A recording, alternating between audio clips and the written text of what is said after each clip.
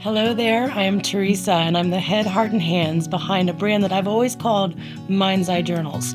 Since 2005, I've been hand-making leather-bound journals and selling them at various different art shows all over the country.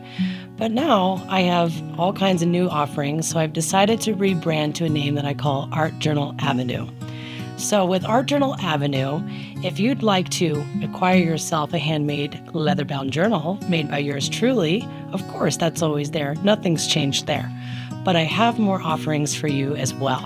What I have now is an online digital course called Mastering the Art of Travel Journaling, so that you can learn how to capture your travel moments into your journal very quickly, very easily, and very artfully. On top of that, I'm also hosting in-person destination art retreats. And we can go somewhere in the world, or you can come here to my hometown in Colorado Springs, and I'd be happy to host you at a workshop here. So whether you've known me since 2005 or you're just finding out about me now, welcome to Art Journal Avenue. I hope you have a great time popping around the website and finding something that can serve you, whether it's a journal, a course, a retreat, a workshop, whatever it is, I'm sure you're going to find something.